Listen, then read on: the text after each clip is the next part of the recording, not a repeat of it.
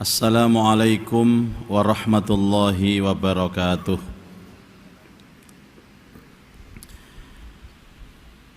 Bismillahirrahmanirrahim. Alhamdulillahi rabbil alamin. Wassalatu wassalamu ala ashrafil anbiya wal mursalin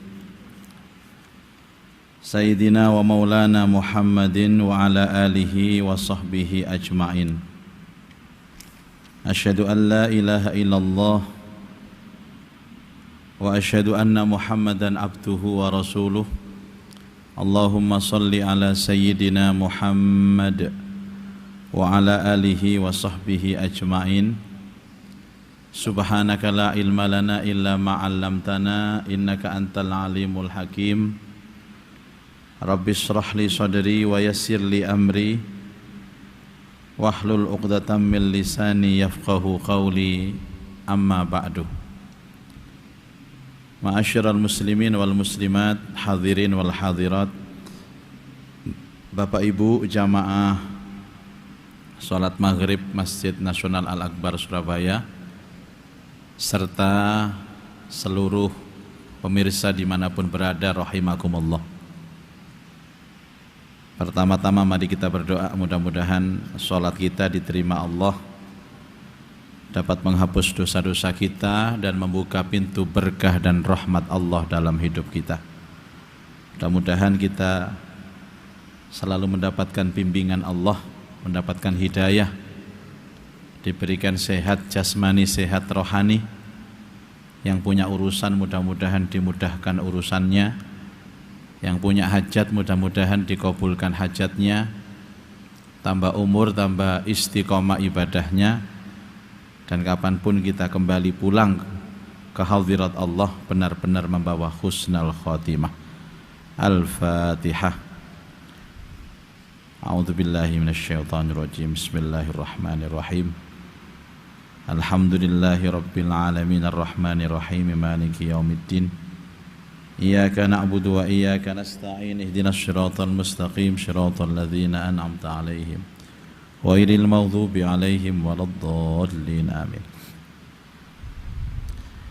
Kita akan melanjutkan kajian kitab Nasaihul Ibad sampai kita pada pelajaran yang ke-19. Bismillahirrahmanirrahim. Wal maqalatut tasi'ata asyrata. Adapun maqalah atau pelajaran yang ke-19.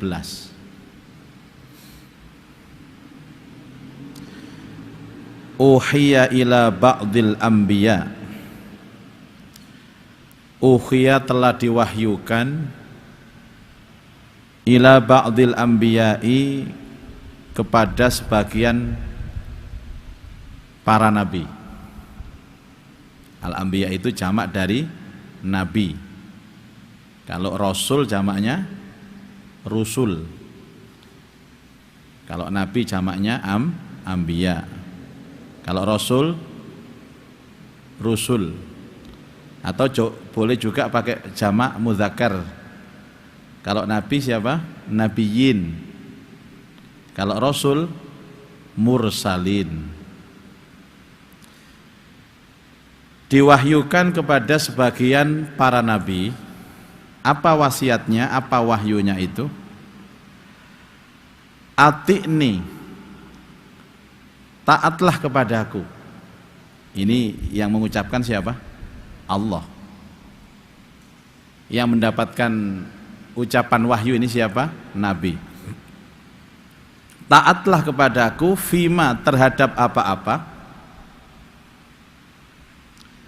amartuka, yang aku perintahkan kepadamu. Taatlah kepada semua perintahku. Wala ta'sini, dan jangan sekali-kali kamu bermaksiat kepadaku. Fima, terhadap apa-apa, nasahtuka, yang aku nasihatkan kepadamu. Taatlah kepadaku terhadap semua yang diperintahkan.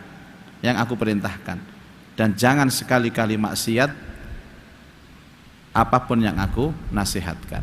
Jadi agama itu cuma dua ya, satu taat dengan perintah, yang kedua jangan maksiat.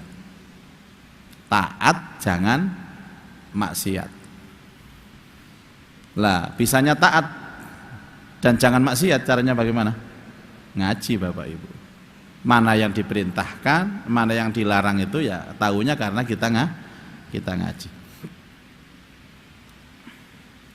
Apa maksudnya pelajaran ini Bapak Ibu? Ai fima ta'autuka ila ma fihi shalah. Artinya adalah taat terhadap semua yang aku ajak kepadamu dari apa-apa yang akan menyebabkan kebaikan. Jadi setiap orang yang menjalankan perintah itu pasti akan baik Bapak Ibu. Tidak ada ceritanya orang taat terus hidupnya nggak baik, itu nggak ada ya, nggak ada ceritanya. Orang taat hidupnya pasti baik.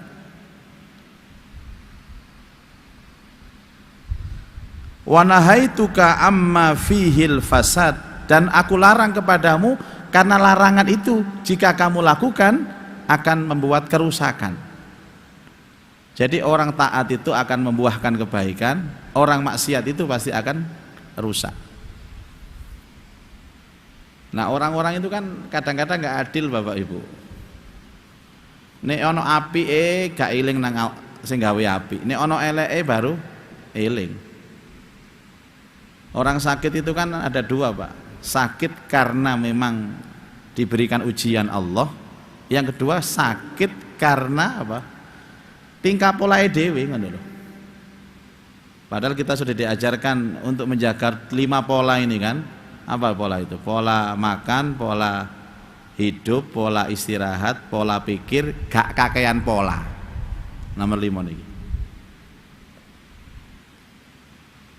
Makanya orang itu kalau terjadi sesuatu yang kurang baik dalam hidupnya, mestinya tanyakan dong sama dirinya, saya ini habis melakukan apa? Tidak ada keburukan itu kecuali kita maksiat Pak. Dan tidak ada kebaikan kecuali itu efek dari taat. Ngeten iki mboten usah diomong, dibuktekno dhewe ae wis. Kalau ada rumah tangga itu congkrah, apa rumah tangga congkrah itu berantakan, itu pasti ada yang error itu, ada yang melanggar itu, salah satu anggota dari rumah tangga itu, bu sing lanang, bu sing wedok. Biasanya sing sering melanggar itu lanang apa wedok Bu? Loh lanang. Pak, sing sering melanggar sinten? Wedok. Ya ngono iku musuhan terus. Nek sing takon sing wedok, jarine sing melanggar sing lanang. Nek sing takoni sing melanggar sing wedok. Tepak. Mane gak ono kompake. Itu sudah pasti Pak. Negara ini kacau balau, itu pasti ada yang error itu Pak. Pasti ada yang maksiat sama Allah, pasti ada yang keluar dari jalur itu. Sekarang ini yang lagi diuji siapa? Apa? Institusi apa sekarang yang diuji sama Allah ini? Polisi, jare sopo, kabeh diuji. Semua dinas itu mesti ono sing error wonge Pak. Cuman yang lebih parah ini yang lagi memang oleh Allah ditampakkan ya kepolisian. Saya kan sering mengatakan Bapak Ibu, orang itu kalau sudah ada di dalam satu bingkai, maka dia disebut dengan apa? Satu jasad. Misalkan rumah tangga, kalau ada satu yang bermaksiat kepada Allah, misalkan suaminya bermaksiat, itu yang lain kena Pak. Istrinya kena, anaknya kena. Kalau di situ ada mertuanya bersama-sama, kena mertuanya. Ada pembantunya, kena pembantunya. Kalau seandainya ada orang itu dalam satu lembaga, kantor lah tempat dia bekerja, satu korupsi, satu bohong, maka semua katut Pak. Bosnya, komisarisnya katut, direkturnya katut, kepala bagiannya katut, marketingnya katut, cleaning service nyapu-nyapu katut, satpame melok katut pisan. Makanya kalau ada orang itu berbuat keburukan, maksiat kepada Allah, maka dia tidak hanya merugikan dirinya sendiri, tapi orang-orang yang di sekitarnya ini akan ikut rugi dan ikut hancur. Al-fasad tadi, rusak. Maka kalau ada bapak yang maksiat itu, dia tidak sayang sama anak-anaknya. Kalau ada anak yang maksiat, tidak sayang sama orang tuanya. Itu aja jawabannya. Jadi orang maksiat itu Bu, Pak, sing ngerasakno efek maksiatnya bukan dirinya, tapi seluruh komponen yang ada di rumahnya. Kalau dia kerja di pabrik, ya pabriknya itu.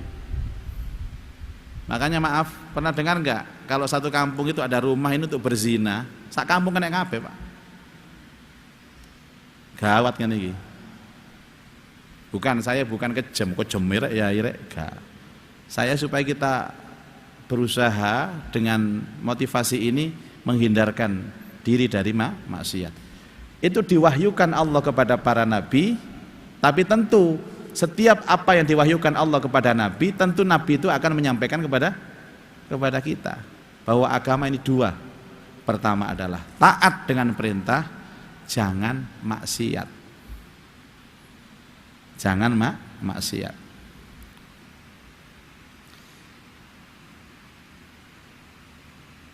Wal maqalatul ishrun. Adapun maqalah yang ke-20.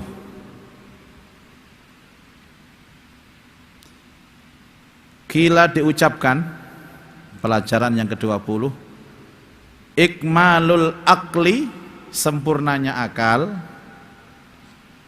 itu ittiba'u ridwanillahi ta'ala, mengikuti keridhaan Allah. Ya.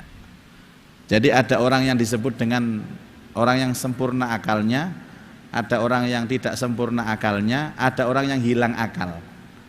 Jenengan milih yang mana, Pak? Bu?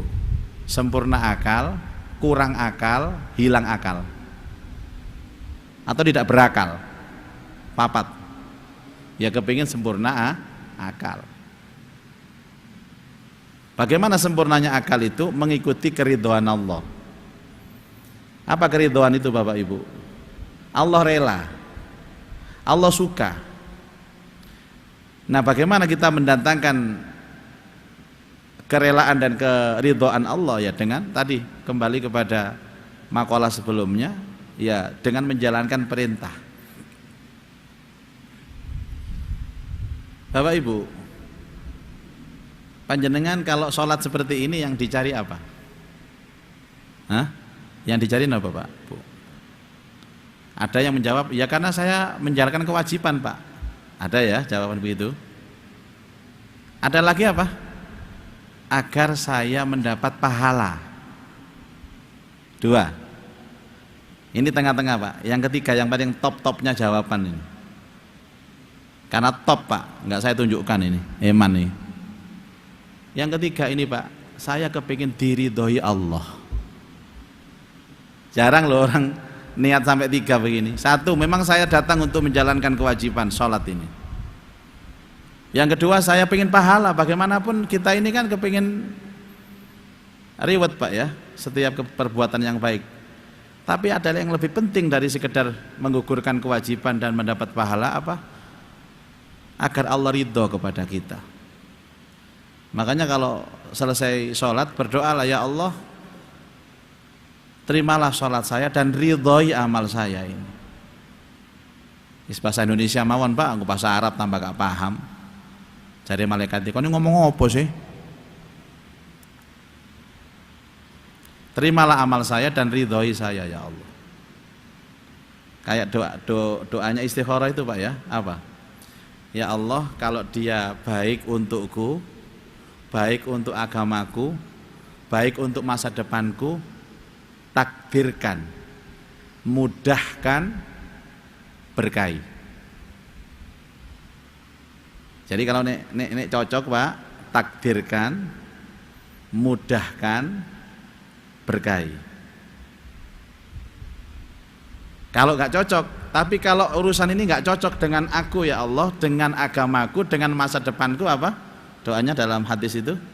Gantikan, takdirkan, ridhoi. Kalau balik ini ya, ini api, takdirkan, mudahkan, berkahi. Sing dalan-dalan jodoh niku lho, sing rondo-rondo niku lho nggih. Ana sing lamar loro, lanang-lanang kok ragu-ragu sing ndi sing apik. Kadang-kadang ketokane sitoke sing apik, kadang-kadang ketokane sitoke sing apik. Ndonga ya Allah, kalau orang ini baik untukku, untuk agamaku, untuk masa depanku, maksudnya untuk akhirat Pak, masa depan itu, maka takdirkan, mudahkan, berkahi. Tapi kalau tidak ya Allah, gantikan, takdirkan, ridhoi. Itu bahasanya kan fakdirhu wa yassirhu wa barikli. Bahasa Indonesia mawon Pak. Mboten usah bahasa Arab. Kuwatir kula sampeyan tambah gak paham mungkin malaikate ta bingung. Enten tiyang niku ndonga tapi bingungno malaikat ya. Dongane dawa jare malaikat karepe lha apa sih arek iki rek. Ket mau donga dawa bahasa Arab terus. Jadi orang yang disebut sempurna akal itu siapa? Orang yang berbuat yang mendatangkan ridho Allah.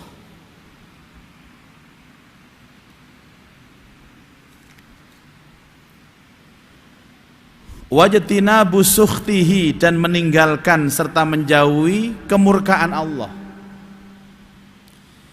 Ya, tidak ada yang paling dimurkai kecuali kita berbuat maksiat.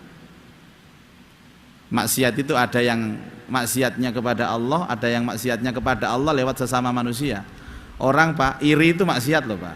Jangan dikira maksiat itu meninggalkan sholat, melihat pandangan-pandangan yang haram, bukan itu saja. Maksiat itu kalau panjenengan iri sama tetangga itu maksiat. Sombong itu maksiat. Pamer itu maksiat. Itu maksiatnya apa? Maksiatnya hati. Nah, maksiatnya hati nggak nampak Bapak Ibu. Mungkin di antara jamaah ini ada yang maksiat hati, apa saya nggak tahu. Napa maksiat hati? Ngerasani ustadz, ngerasani kiai ini. Nah, kalau cedutan aja ketemu dirasani paling nggak arek iki.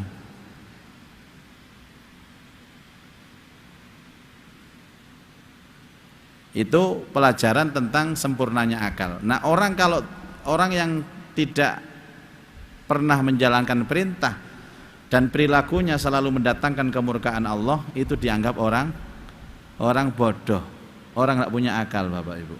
Saya sering bercerita, siapa musuh bebuyutannya Nabi Muhammad? Pertama-tama dakwah di Mekah itu siapa musuhnya? Namanya siapa? Abu Jahal. Katanya Pak Yahya Abu Jahal. Kalau ngomong Abu Jahal jangan nengok ke kanan atau kirinya Pak, enggak tersinggung. Abu itu apa artinya? Bapak. Jahal itu apanya? Bodoh. Bapak ini bodoh. Namanya itu loh, bapak ini goblok. Jahal itu goblok. Jahiliyah itu kebodohan. Apa betul memang Abu Jahal itu bodoh? Enggak Pak. Abu Jahal itu kalau hidup di era sekarang itu profesor, doktor, insinyur, burine SH, MA, MSc, MBA, SMS, dan dia bintang 2 Pak, Irjen kalau sekarang itu dia. Tapi bukan KD Propam loh ya. Loh, Irjen itu, profesor, doktor. Tapi kenapa dia disebut Abu Jahal Pak? Karena di depannya itu ada kebenaran, dia sempat mengakui kebenaran, tapi tidak mengikuti kebenaran itu. Kan ini kan mengikuti Pak.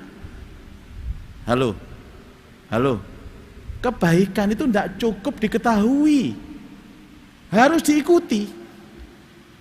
Alah kata Pak, wong Islam itu sholat itu wajib, ro kabeh, tapi gak sholat, akeh, gak teko wong iki, hanya gak sholat, ya kan? Abu Jahal itu Bapak Ibu, pernah Rasulullah SAW itu sholat di depan multazam. Tengah-tengah sholat itu malaikat Jibril datang dan mengatakan kepada Rasul, ya Rasulullah, keraskan bacaanmu. Di belakangmu ada Abu Jahal nguping, banterno cek krungu kupingnya arek iku. Akhirnya dikeraskan sama Rasulullah. Yang dibaca itu apa Bapak Ibu? Surat Al-Muzammil. Ya ayyuhal muzammil qumil laila illa qalila nisfahu aw yunqus minhu qalila aw zid alaihi warattilil qur'ana tartila. Jadi ini Abu Jahal itu komburi. Abu Jahal ini ahli syair Bapak Ibu. Jadi ketika mendengar kalimat surat Al-Muzammil, jadi ini Abu Jahal batin, cek enak bacaan ini. Kok bagus sekali sastranya. Ini tidak mungkin buatan Muhammad. Ini pasti buatan zat yang maha besar, yang maha agung. Aku belum pernah mendengar syair yang sehebat ini. Lo wis percaya nang Quran iki lho. Gak iman sih. Jenenge Abu, kok Abu Gosok itu? Abu Jahal. Bapak nih goblok. Jadi kenapa Abu Jahal itu disebut bapaknya bodoh? Karena dia sudah tahu kebenaran, tapi tidak mengikuti kebenaran itu. Ingat, kebenaran tidak cukup hanya diketahui dan diyakini, tapi kebenaran harus diikuti. Fahimtum? Fahimna. Nama aslinya siapa Pak? Namanya Abul Hakam bin Hisham. Nama aslinya Abu Jahal. Abul Hakam bin Hisham, julukannya Abu Jahal. Bapak nih goblok. Jangan dikira aku bahasa Arab apik kabeh. Aku anake jenenge sapa anakmu? Sing tas lahir lho sapa? Lanang toh? Iya, jenenge Abu Jahal. Enggak paham sejarah, Abu Jahal bapak nih goblok. Lah sing ponakanmu sing tas lahir iku sapa jenenge? Celukane si Tony. Loh, Tony apik. Lengkapnya sapa? Syaitonir rajim. Ya opo rek iki. Gak karu-karuan, Pak. Kalau ndak bisa bahasa Arab itu jangan langsung dinamakan bahasa Arab anake. Aluk selamat ngono wis, selamat sampean, Pak. Maka apa wis. Timbangane jenenge munafikun. Apa? Ya. Saya tambahkan satu lagi, nanti boleh bertanya. Wal maqalatul hadiyata wal ishrun. Pelajaran yang ke-21 kila diucapkan, la ghurbata, tidak ada asing, lil fadili, bagi orang yang punya ilmu, wala watona, tidak ada negara, lil jahili, untuk orang bodoh. Apa maksudnya Bapak Ibu? Orang itu kalau punya ilmu, hidup di mana saja itu tidak akan asing Pak. Bisa dia hidup di mana saja bisa, ditaruh di mana saja bisa. Itu orang alim namanya. Orang alim yang dimaksud siapa? Al-muttasifu bil ilmi, yang disifati dia punya ilmu, wal akli wal amali, dan mengamalkan ilmunya. Karena mukriman, dia pasti hidupnya mulia, mu'azzaman, dia pasti agung, indan nas, di antara atau di sisi manusia, fi ayyi baladin, dimanapun tempat dia berada, fi ayyi baladin kana, dimanapun negeri dia berada. Fakana kullu baladin indahu, maka setiap negara itu akan bisa menerima orang alim ini Pak. Orang alim yang berakhlakul karimah, alim yang mengamalkan ilmunya. Jadi ada orang alim Bapak Ibu, ditugaskan di mana saja itu hidupnya manfaat. Mau di Jawa, mau di Kalimantan, di Sumatera, bahkan ke luar negeri sekalipun. Saya punya kawan-kawan juga tinggal di luar negeri, di sana manfaat Bapak Ibu. Di sana hidupnya manfaat. Jadi orang yang alim, yang beramal, itu tidak akan merasa asing dimanapun dia tinggal. Tapi Pak, walau kana ghoriban, walaupun dia hidup itu di tempat yang asing sekalipun, di tempat terpencil sekalipun. Banyak teman-teman santri itu Pak yang sekarang tugas di daerah sana, Papua Barat sana, banyak. Di sana bikin TPQ, diterima oleh masyarakat, Di sana nggak pengangguran Pak, kegiatannya mulai pagi sampai malam full ngajar ngaji, karena punya ilmu. Barang wal jahilu, orang jahil Bapak Ibu, masya Allah. Orang jahil sih kan jahal apa artinya apa? Goblok wis. Jangan rada kasar goblok ngono. Nek bodoh kalusen goblok kekasaran apa enake? Buglok, bodoh goblok. Wal jahilu mukhalifan bidzalik. Kalau orang yang bodoh Bapak Ibu tidak bisa hidup di mana-mana. Makanya anak saya yang sedang menyusun skripsi, dia pamitan ke saya begini, "Bah, kalau saya wisuda saya akan merantau." "Merantaulah kamu, tidak apa-apa. Biar Abah bisa berduaan sama Umi di rumah." Ya bukan masalah itu Bapak Ibu, merantau kamu nak, karena ilmu akan menjaga kamu. Orang itu kalau punya ilmu, kamu tinggal di mana saja, selama kamu mengamalkan ilmumu, perilakumu baik, kamu diterima di mana-mana. Gak peduli nang Kalimantan, nang Sumatera, nang pelosok-pelosok. Tapi orang bodoh tidak bisa Bapak Ibu, tidak bisa. Makanya orang itu kalau berilmu, mau jadi apa saja itu siap dia itu. Siap, ya siap, karena ilmunya itu Pak. Makanya kalau kepingin kita itu tidak menjadi asing dimanapun berada, maka syaratnya adalah dengan ilmu. Ada 3 pelajaran penting yang kita bahas pada malam hari ini, semoga menjadi keterangan dan yang manfaat. Saya buka cermin pertanyaan pertama dari Pak Yahya dulu. Pak Yahya ini sudah gatel mau ngacung dari tadi. Kalau nggak ngacung nggak bisa tidur Bapak Ibu. Silahkan Bapak. Assalamualaikum warahmatullahi wabarakatuh. Mohon maaf Waalaikumsalam warahmatullahi wabarakatuh. Yang terakhir ini Ustaz, ilmu. Kenapa ilmu itu dinilai lebih daripada ibadah yang lain Ustaz? Mohon maaf, terima kasih. Ya, karena rohnya ibadah itu ilmu.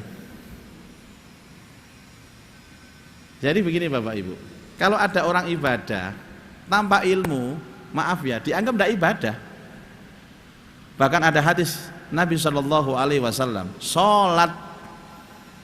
sholatnya orang alim 2 rakaat, sholat 2 rakaat dengan ilmu, ya, itu lebih mulia di hadapan Allah daripada 1000 rakaat tanpa ilmu. Coba,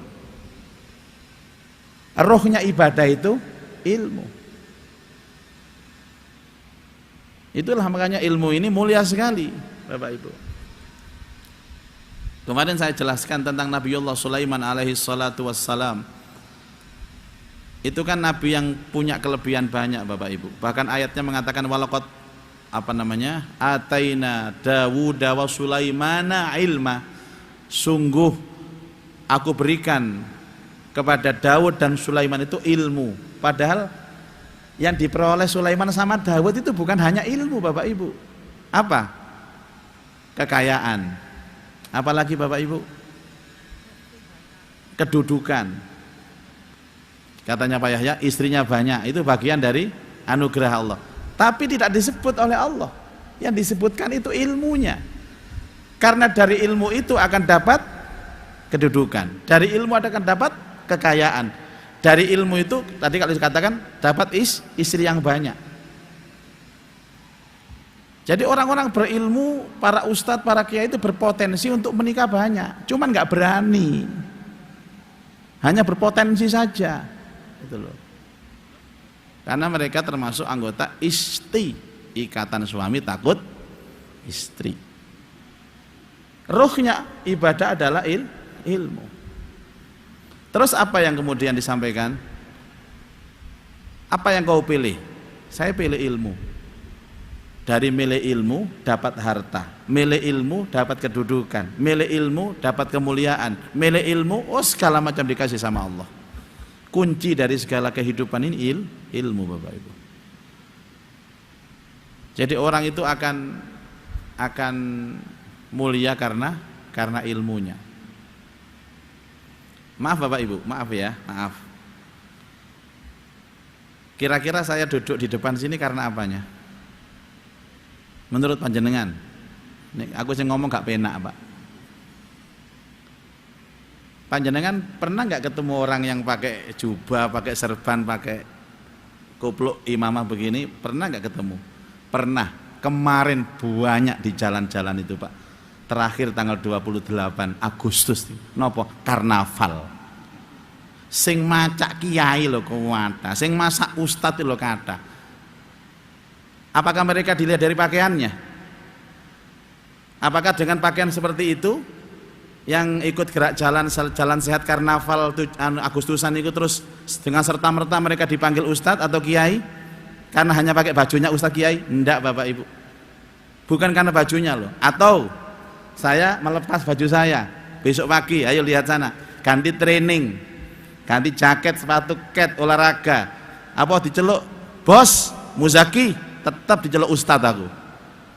Artinya bukan baju ini, Pak, yang menjadi sandangan itu.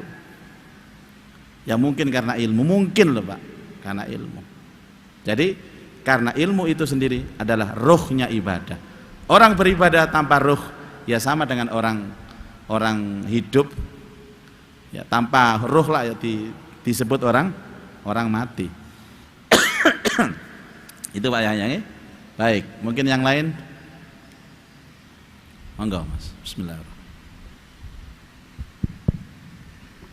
Assalamualaikum warahmatullahi wabarakatuh. Assalamualaikum warahmatullahi wabarakatuh. Ustadz, saya mau tanya, kalau misalkan sekarang kan di zaman milenial seperti ini, apalagi mungkin kita berhubungan dengan orang-orang yang milenial, Ustadz, sedikit-sedikit mungkin update status gitu, Ustadz. Nah, menurut Ustadz, bagaimana untuk kebaikan itu bisa mana yang bisa dipublikasikan, dalam artian misalnya saya misalkan kita pengajian seperti ini misalkan kemudian di upload gitu, Ustadz. Nah, mungkin maksud kita adalah untuk mengajak mereka, tapi akan ada beberapa orang yang mungkin ini lo pamer gitu, Ustadz. Jadi mana yang ilmu itu kebaikan itu bisa diajak ke orang lain, mana yang tidak perlu dipublikasikan. Terima kasih, Ustadz. Assalamualaikum warahmatullahi wabarakatuh. Assalamualaikum warahmatullahi. Jadi judulnya itu akhlak bersosmed namanya, Pak. Sosmed itu kan hal yang baru. Dulu enggak ada sosmed, Bapak Ibu. Ada tapi bentuknya beda. Nah, sosmed ini hal yang mubah secara umum, boleh. Ya termasuk ngupload, bikin story. Termasuk ini kan main sosmed ini. Ini kan kepentingannya untuk ditayangkan di YouTube kan ya, dan disaksikan oleh seluruh dunia. Tapi saya pribadi, Bapak Ibu, mau di shooting mau nggak shooting ya tetap ngaji saya ini. Dulu waktu nggak ada shooting kan ya saya ngaji, sekarang di shooting ya ngaji tetap. Ya, cuman kan di shooting saya pakai baju rotok pantes titik larek, masuk di shooting ditelok ngake gak pantas kan gak enak. Apalagi yang nonton ibu-ibu itu loh. Enggak juga. Yang pertama, Bapak Ibu, karena ini mubah, boleh, maka yang dilihat pertama itu niatnya. Upload itu boleh, Pak. Nyenengan foto, ada pengajian di foto, kemudian di-share, ditaruh di Facebook, Instagram, Twitter, segala macam macam-macam, Bapak Ibu. Tapi niatnya benar-benar syiar. Syiar itu bukan kepada kita kebaikan atas pujian atas kebaikan kita, tetapi mungkin orang bisa nonton edisi berikutnya, pengajian berikutnya bisa nonton. Niatnya satu. Nah, untuk meneliti niat itu benar-benar karena Allah, itu Anda sendiri yang tahu. Ketika biasanya ada yang komentar, ya, kan bisa dikomentari, Pak, itu. Kamu sekarang rajin mengaji kamu di Masjid Al-Akbar ya. Sudah resmi kamu jadi santrinya Ustadz Muzaki kamu ya. Terus Anda merasa bangga, tafkhir dengan pujian itu. Ya sudah, habis itu amalnya. Itu loh yang berbahaya itu. Itu yang berbahaya. Jadi apapun yang Anda upload, Anda akan mendapat reaksi. Dan rasa hati terhadap reaksi itulah yang membuat amal kita diterima atau ditolak sama Allah itu. Nah, sekarang sama dengan sedekah. Sedekah itu sebaiknya apa? Disiarkan atau disembunyikan. Dua-duanya boleh. Yang memperbolehkan itu Allah. Ini kan sifatnya sama dengan ngaplut-ngaplut tadi, Pak. Intu butuh shadaqati fani immahi. Apabila kamu tampakkan sedekahmu, fani immahi, tidak ada masalah. Tapi wa in tukhfuha, apabila kamu samarkan, kamu sembunyikan, wa tu'tuhal fuqara'a, dan kamu langsung berikan kepada orang-orang fakir, fa huwa khairul lakum, itu lebih baik darimu. Jadi menurut saya untuk menafsirkan ayat ini, bahasa saya Bapak Ibu, mengupload kebaikan di sosmed itu baik, tapi menyimpannya jauh lebih baik. Makanya sampai sekarang tidak ada yang bisa mengakses kegiatan saya karena saya tidak mau upload ke sosmed Bapak Ibu. Saya itu hanya pakai WhatsApp saja, yang lain nggak pakai saya. Itu pilihan saya Bapak Ibu, itu pilihan saya, tidak ada masalah. Ini kan pilihan, hal-hal mubah itu ya semua kembali pada dirinya masing-masing. Saya sampaikan berkali-kali, kalau memang panjenengan kepingin syiar dan mengupload segala kegiatan, maka pesan saya satu saja, jagalah hati. Nah itu saja pesan saya. Karena itu adalah urusan-urusan yang boleh, ya, urusan-urusan yang boleh. Tapi jangan kemudian jadi komoditi untuk tebar pesona, Pak. Supaya orang cinta kepada kita, supaya orang salut kepada kita. Didik ngupload. Padahal elek gak diupload, sampai ada ngapi-api tok diupload. Ya silahkan Bapak Ibu, tidak ada masalah. Jaga niatnya. Tapi kalau memang nggak sanggup dengan pujian, nanti takut riak, takut apa, sudah hentikan saja. Kita lebih baik menjaga daripada melakukan kemudian nggak terjaga. Salah satu alasan saya tidak main sosmed adalah itu, bahwa saya ini hatinya lemah, gak kenean dielem, gak kenean kalau Pak, ndase tambah gede, kocok niku halawale pecah kocone niku Pak, ngoten nggih Mas nggih? Oke. Tapi saya tidak menyalahkan yang suka mengupload mungkin. Nah, yang wajib cuma satu, lupa saya Pak, apa? Dodolan, wajib diupload. Marketing kok sampean. Dodolan kudung, dodolan onde-onde, dodolan pia, dodolan napa jenenge sarung, silahkan. Karena memang tujuannya untuk supaya laku. Dan saya dikomentari sama jamaah, bukan netizen Pak, bukan. Kok saya sekarang tidak pernah melihat Ustadz Muzaki ya? Oh rupanya sudah nggak ada job-jobannya rupanya. Saya paling suka mendengar dia itu Pak, ngomong begitu itu. Daripada nanti saya dikira job-jobannya banyak, nanti uangnya banyak, bisa utang duit nang aku arek iki. Nah, ini pikiran kotor Bapak Ibu, jangan ditiru. Padahal kalau dia mengikuti jadwal saya mulai subuh sampai subuh lagi, tidak akan kuat dia Pak. Makanya saking fullnya acara, saking padatnya acara, sampai saya tidak sempat ngupload ke sosmed. Biasanya para kiai-kiai yang top-top itu Pak, ustadz-ustadz nasional itu, dia punya tim sendiri untuk nyonting, untuk sebarang ngalir. Jadi kalau saya ceramah kemana-mana ya Mas Habib tak jak terus, khusus untuk nyonting saya. Saya tidur di syuting karena public figure Pak. Ngaji di syuting, ceramah di syuting, mangan nang warung di syuting. Mungkin kecuali mandi jangan di syuting Pak. Jadi gerak-gerik saya tahu, tanggal ini saya di sini, jam ini di sini. Umroh itu mulai keberangkatan metu teko omah di syuting, nang bandara di syuting, nang jero pesawat di syuting, mudhun nang Medina di syuting, mlaku nang Masjid Nabawi di syuting, mlebu hotel di syuting, nang Raudhah di syuting, kabeh di syuting. Pertanyaan saya satu, apa iso njogo atine kaya ngoten niku? Kalau bisa jaga silahkan Bapak Ibu. Tidak ada larangan, itu mubah kok. Yang paling berat di dalam hidup itu menjaga hati.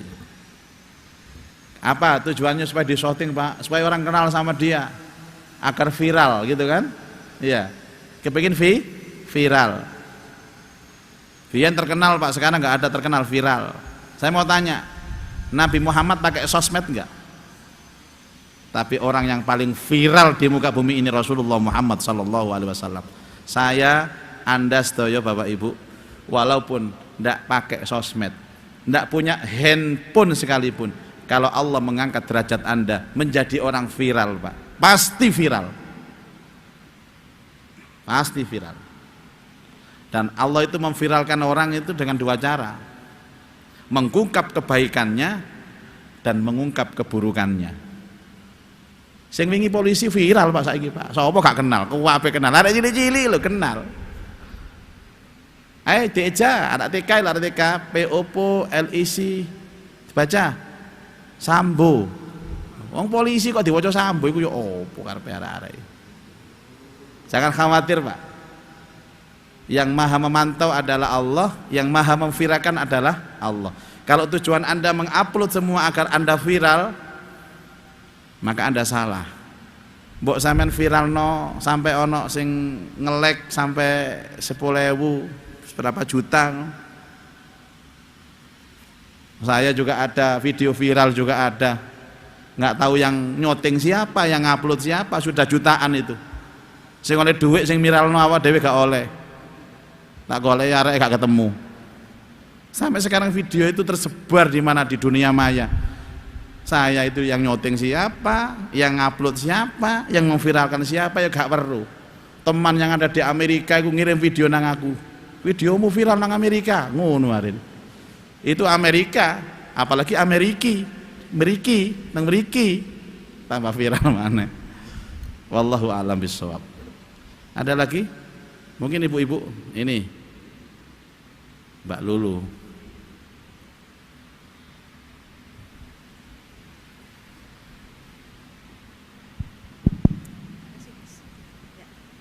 Assalamualaikum Ustadz. Waalaikumsalam warahmatullahi. Saya ingin bertanya tentang yang terakhir tadi makalah 21 terkait dengan orang berilmu. Akhir-akhir ini banyak sekali orang yang berilmu yang seharusnya menjadi suri tauladan cenderung melakukan hal-hal yang sangat tidak cocok atau tidak pantas. Bagaimana kemudian itu kita menyikapi, terutama untuk tetap semangat mencari ilmu dan menghormati orang yang berilmu.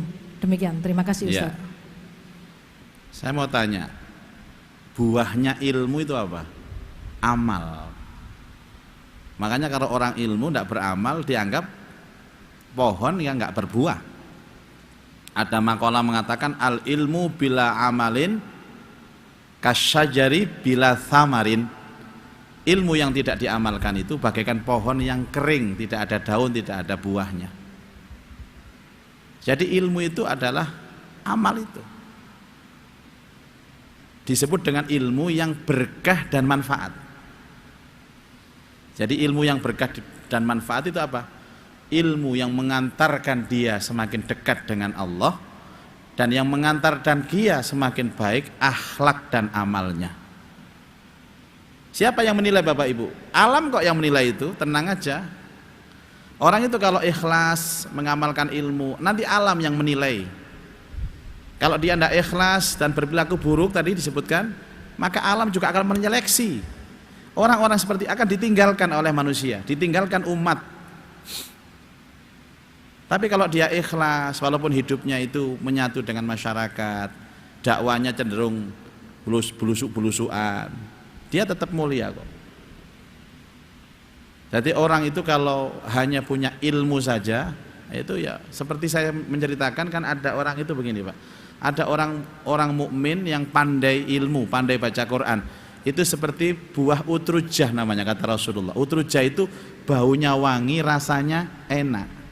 Jadi orang punya ilmu banyak diamalkan itu seperti buah yang wangi, rasanya enak. Tapi ada orang itu yang punya ilmu kemudian tidak diamalkan itu seperti raihana, baunya wangi, rasanya pahit. Punya ilmu banyak nggak diamalkan itu baunya wangi, pahit. Gak duwe ilmu Pak, tapi ngamal koyo awak-awak koyo sampean iki lho. Itu seperti korma. Gak ono ambune tapi enak dipangan. Ono maneh gak duwe ilmu ya gak ngamal. Seperti bunga bangkai. Buadek dirasakno pahit. Wis milih dhewe papat sing di sampean. Begitu ya Mbak Lulu. Terima kasih. Mudah-mudahan kita mendapatkan ilmu yang manfaat. A'udzubillahi minasyaitonirrajim. Bismillahirrahmanirrahim. Alhamdulillah rabbil alamin. Allahumma shalli ala sayyidina Muhammad wa alihi wa sahbihi ajma'in. Allahumma anfa'na bima 'allamtana wa 'alimna ma yanfa'una wa zidna ilman nafi'a. Allahumma rzuqna fahman nabiyyin hifdzal mursalin wa ilhamal malaikatil muqarrabin. Rabbana atina fid dunya hasanah wa fil akhirati hasanah wa qina adzabannar. Wa sallallahu ala sayyidina Muhammad wa alihi wa sahbihi wa baraka wa sallam. Walhamdulillah rabbil alamin. Subhanakallahumma wa bihamdika asyhadu an la ilaha illa anta astaghfiruka wa atubu ilaik. Assalamualaikum warahmatullahi wabarakatuh.